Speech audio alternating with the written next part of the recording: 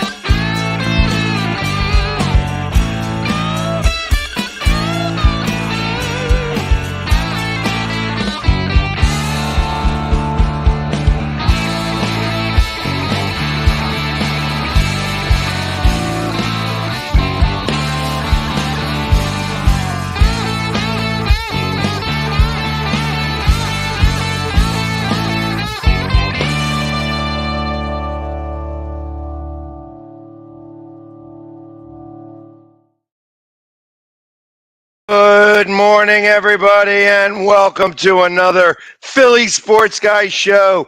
Today is Friday, July 29th. Excuse me. And we are talking about Philly sports. Lots of stuff happened yesterday. The Phillies go out to Pittsburgh, and bats are swinging. Everybody's happy until the ninth inning where Familia tries to give it up. I told you, I keep making the joke.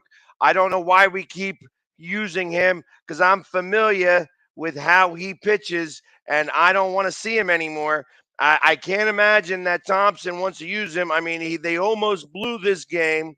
Again, 5 runs in the ninth inning. We've had a game like that already so far this year against the Mets. Did not want to be able to redo that one. But the Phillies take the first one in this series against our cross-state rivals, the Pittsburgh Pirates. They win this game 8-7. Schwarber hits his 32nd home run. And there was a lot of hits in this game. 15 hits in all. I believe every starter did wind up with a hit in this game. It's nice when we actually have something like that where everybody hits. Woohoo! We used to hear, everybody knows that guy. We used to hear him all the time, and it was true in Pittsburgh. And there's a lot of Philadelphia contingent out in Pittsburgh right now.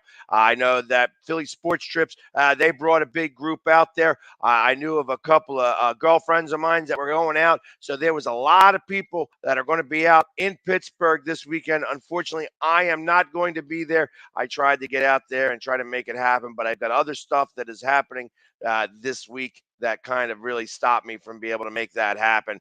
But to go backwards, the Phillies do take the first one in this series, and they got, like I said, they win this one 8-7. That puts them still. We are still, I believe, a half game out, or I don't know. I didn't see St. Louis. No, so we are in a virtual tie. We go back into the leader spots with. We're in the playoffs. I guess we're in a virtual tie with St. Louis because now we no longer hold those games in hand. Well, we caught up, and now we have the exact same records. And I think that right now, unless St. Louis makes a really big splash at the trade deadline, that I don't think that we're going to be looking backwards.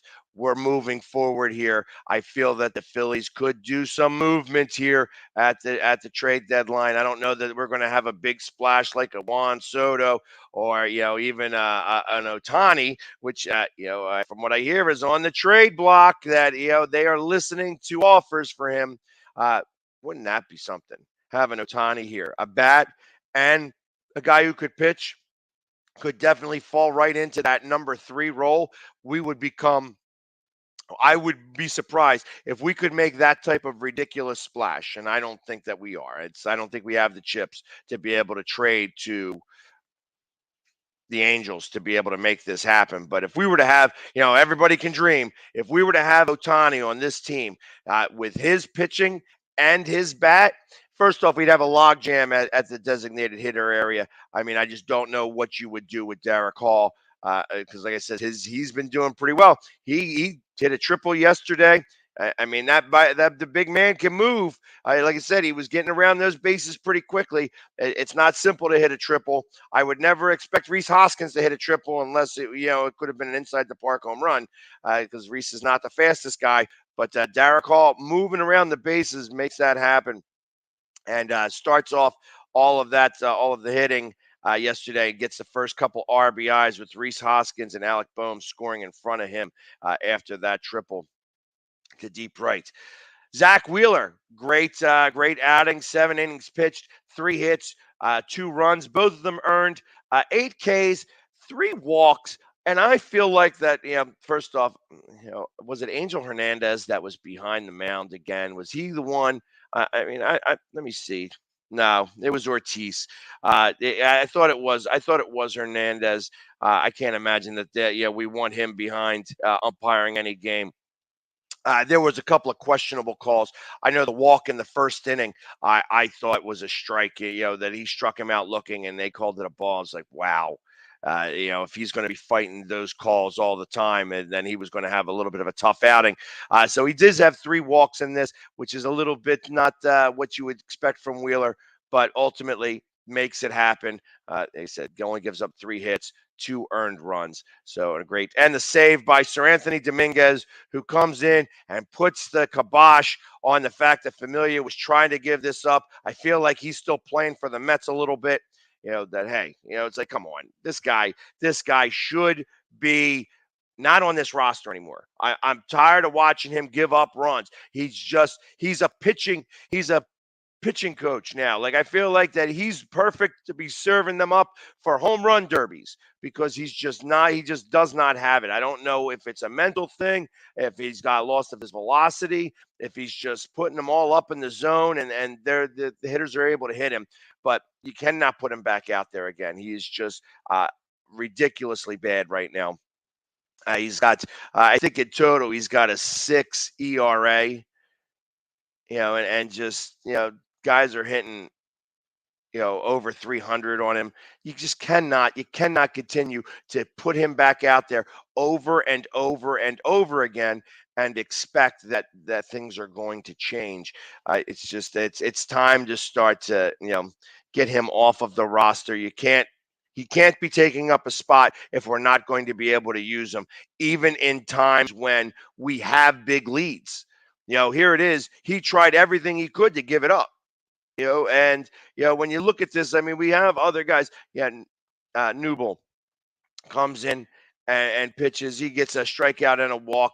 Obviously, it's that he's got a little bit of a command issue, but has been pitching pretty well as of late. The only guy who's really been causing the biggest issues is Familia, and I know they do not want to. Bellotti is actually one of our better pitchers. You don't want to send him in when there's a 6-run lead. I know that they're trying to get this guy on track, but I feel like it's time to move on from him completely. He's not going to be on a playoff roster because you can't trust him to be able to do anything when it comes to the playoffs because you can't trust him in the regular season against a team that had 2 hits really going into that. And now all of a sudden they give up another 4 hits, 5 earned runs. It's just, come on now. Isn't it enough? Enough is enough with this. Time to get him off. But Seranthony Dominguez solves the problem, and we get that worked out. And like I said, Kyle Schwarber gets his 32nd home run in the 6th inning.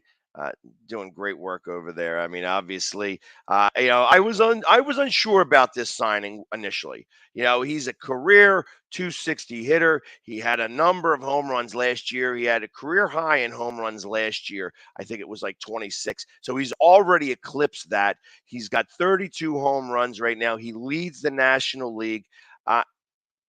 there's not much more that you could say about that. I mean, ultimately, it's a shame that he doesn't have the type of glove that would be able to warrant him possibly getting into the MVP talk. It's just obviously he's not.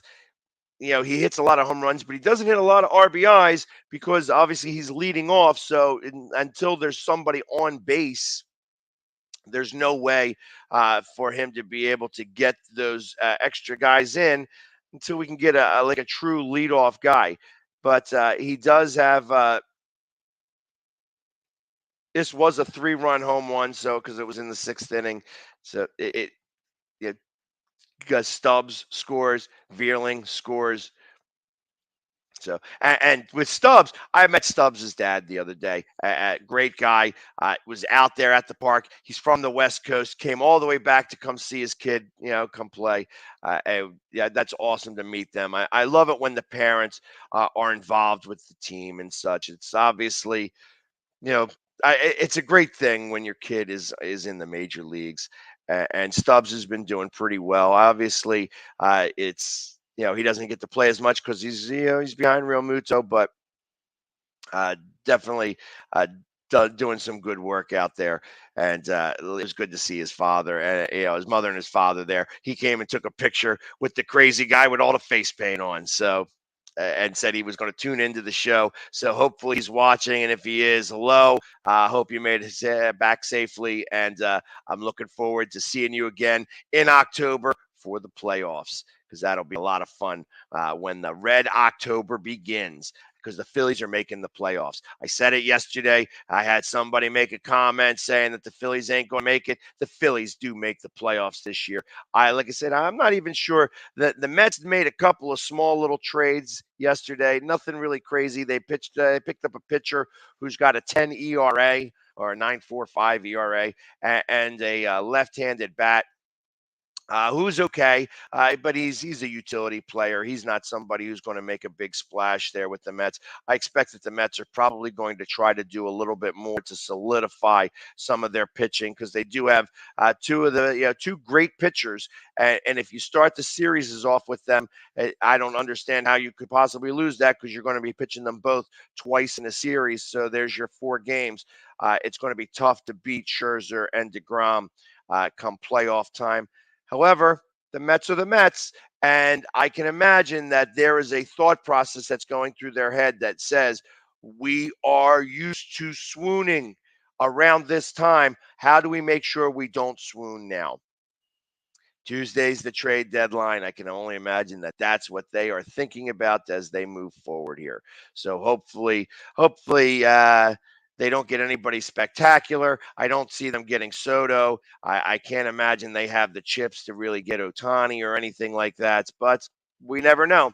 You never know what's going to happen. That's why Major League Baseball is so crazy around this time of year. Plus, everybody else is also trying.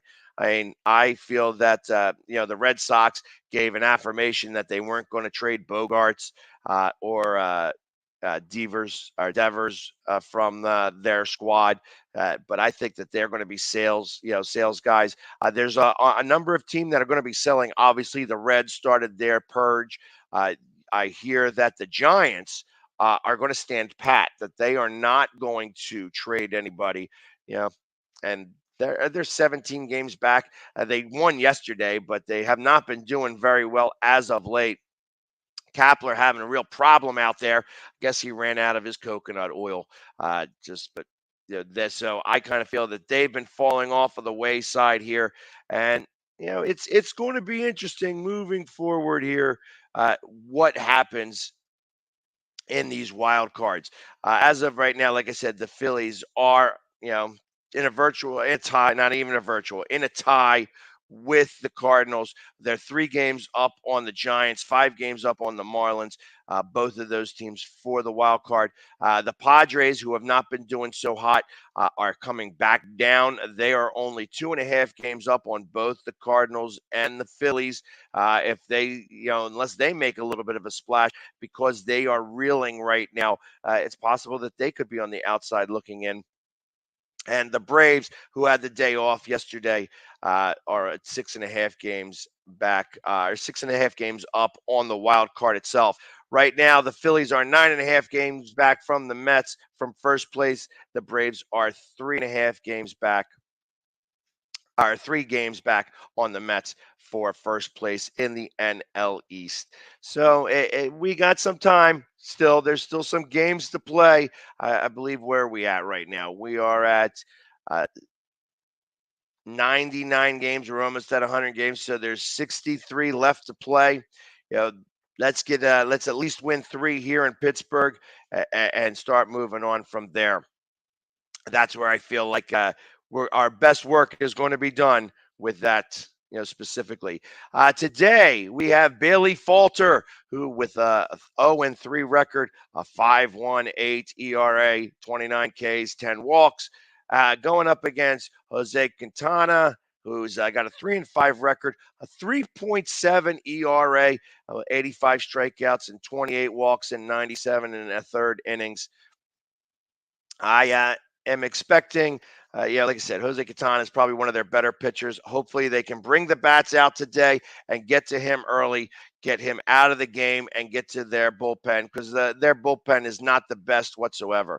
However, as we are talking about possible trades for the Phillies, there is a tremendous amount of reliever help that's out there.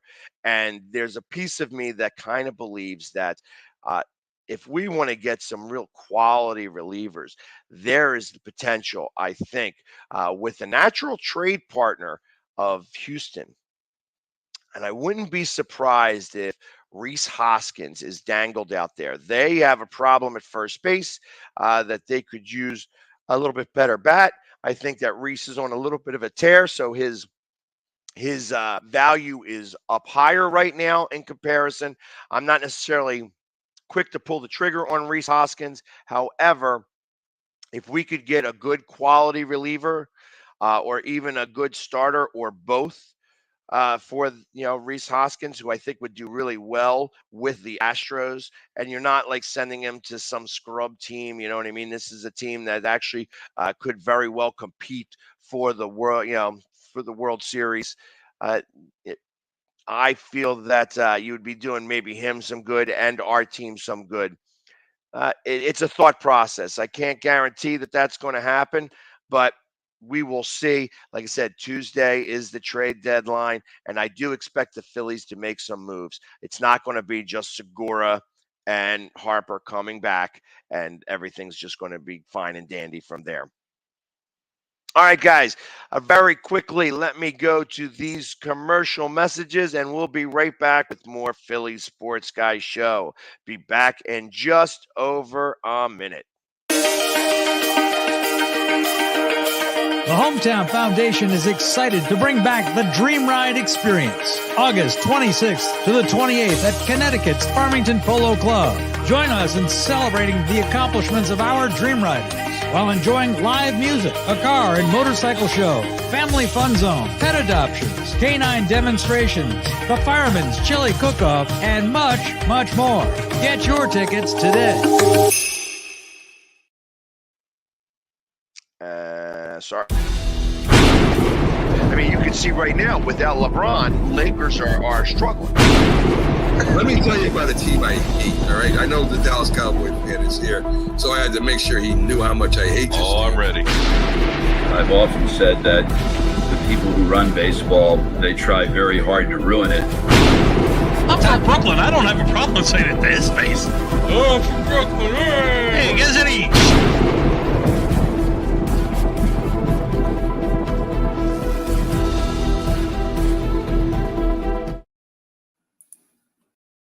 And we're back. And just to let you know, I'm not showing the commercial today because we don't have as much time as I usually do.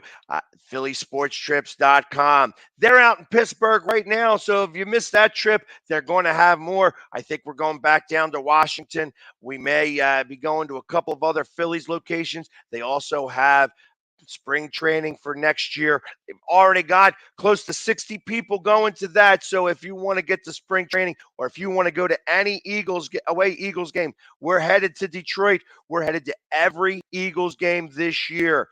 And you know who goes with them? The Philly Sports Guy travels with PhillySportsTrips.com. We have over 500 people already going to Washington. We cannot take over the entire stadium, so you have to get your tickets very soon. $325, and that is, you get transportation, the tailgate, the lower level ticket. $325. It costs $325 to go to an Eagles game at home, and you get to go to Washington. We get lower level to give a big Philly welcome back to the NFC East to Carson Wentz. It's going to be a lot of fun. So definitely, please come on out and go to PhillySportsTrips.com/TPSG, the Philly Sports Guy, and go ahead and book wherever you can. We're going to Arizona. It's going to be a great trip. We're going to Chicago. I've never been to Chicago, so it's going to be a lot of fun for me. We're heading up to Detroit for opening night. We have tailgates down at the Navy Yard that comes with free parking for all home games. So please come on out there. For our tailgates, that we got Tank, we got Hollis Thomas coming and joining us every tailgate. So please come on out. It'd be a lot of fun. Book it right there on PhillySportsTrips.com. There was some stuff that came out at practice yesterday. The Eagles go ahead and have day 2 of practice. It was a little hot yesterday, so they only practiced for a little while. But that wasn't the big news in the NFL. The big news really in the NFL, there was kind of a couple of stories, but the big one, as we were talking about Washington, was that Daniel Snyder testified to Congress. And I'm only mentioning this because it is an NFC East story. And, it's like I've been following this a little bit because Daniel Snyder is just this whole story kind of intrigues me. And, how much of a mess can you make out of a franchise that you own? And it doesn't matter how many billions of dollars you have. And he testified to Congress yesterday for 11 hours. Now, of course, he wasn't in Congress. He didn't go to Congress. He testified from his yacht. I find this absolutely hysterical. Yeah, 11 hours testifying to Congress from his yacht. I don't know where his yacht was, but, it's just like, hey, I swear to tell the truth, the whole truth, and nothing but the truth. So help me God. Can I have another Mai Tai, honey? How does that work? How does that really work? It's just, can you take this guy seriously? Is it a real thing? We are going to find out what he said on Tuesday, that they are going to release. This is going to be a part of public knowledge, so that we are going to get to see what he did. And it was reported that he did answer all the questions. So the fact that he answered these questions is one thing. I would like to know how he answered them, because he's got some splaining to do. Definitely has some splaining to do. He's got, how do you say that you have, what kind of culture are you having there? First off, I mean, the stadium is falling apart. I know he wants to get a new stadium. They're looking at different sites in Maryland and Virginia and such like that. And, saying, okay, this could be a good spot. This could be a good spot. This could be a good spot. Ultimately, this franchise has been very haphazard ever since he's owned it. He has been a controversial figure. He's definitely not done things the right way there. And, so it'll be interesting to kind of see how this all ends up. The other thing that I took notice today is that I was looking at all of the different odds for the teams this year. As I go to pull this back up again, the Eagles are a plus 3,000 to win the Super Bowl, which I found a little interesting. Obviously, the Cowboys are a little bit above them at plus 1,800.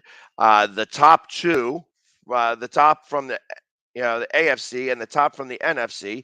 AFC is the Bills at a plus 650, and the NFC, now with the signing of Julio Jones to the Buccaneers, put him up at a plus 750. So I find it's interesting to see that they actually have those two teams possibly meeting in the Super Bowl. At least that's what Vegas is talking about. But there was a lot of movement in some of the lines. Obviously, the Buccaneers that if you got it right when Brady retired, they were at 40-1. And now they are at 7 plus 750. So at 7.5-1. So if you could have gotten a big number, big return on that number just by getting the Tampa Bay Buccaneers and booking them at 40-1 right after Brady retired. Packers are at a plus 1,000. The Chiefs are at a plus 1,000. The Rams are underneath them at a plus 1,100, and that rounds out the top five.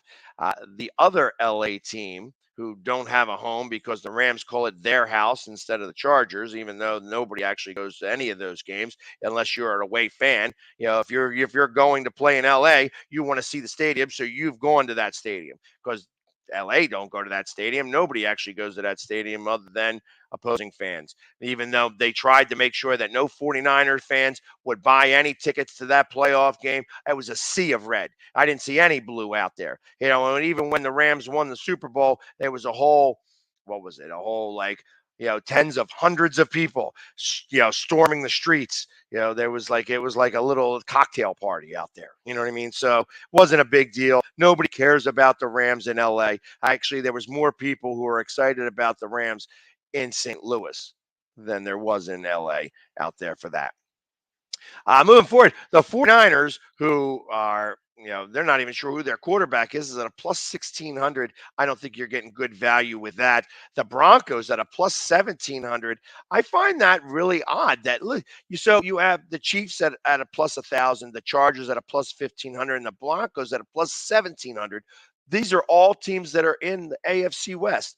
The other team, the Raiders, are at a plus 4,000.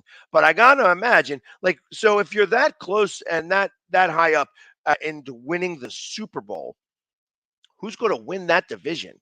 And how would you bet that? That's ludicrous to me. Can't figure that out. I got to imagine that obviously the Chiefs are probably holding it up at maybe an even money.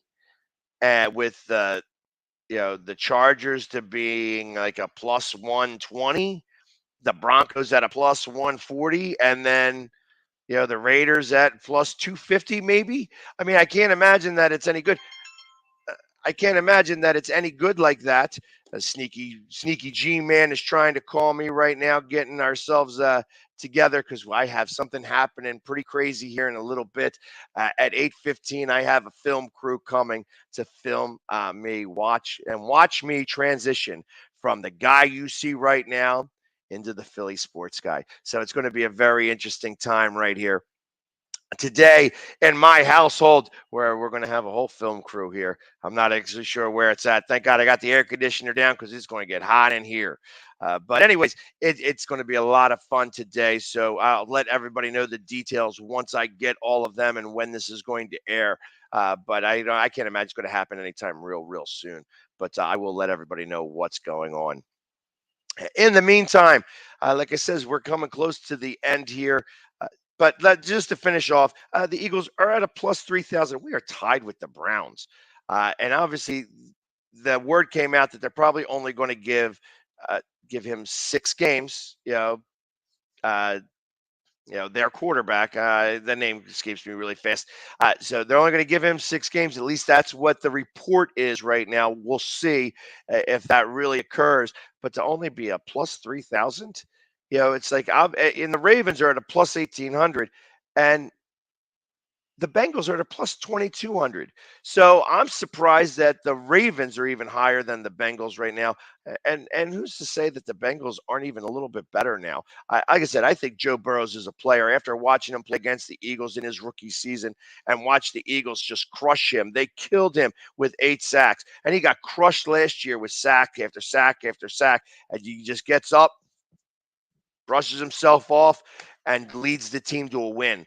Can't bet against Joe Burrows, not at all. And I feel that he's going to be a force to be reckoned with. And if they could just get some offensive linemen to protect him even a little bit, they're going to have a big problem. I don't know that you get good value with the Ravens at a plus 1,800, but at a plus 2,200, that is a halfway decent value. I wouldn't be surprised to see that. see them go back to the Super Bowl. Yeah, I mean, the teams that they have to get over is really the Chiefs and the Bills, and if they're lucky, they may only have to face one of them. So, everybody, thank you very much for tuning in. Hope to see you guys next week, and as always, go Philly! Yeah, have a great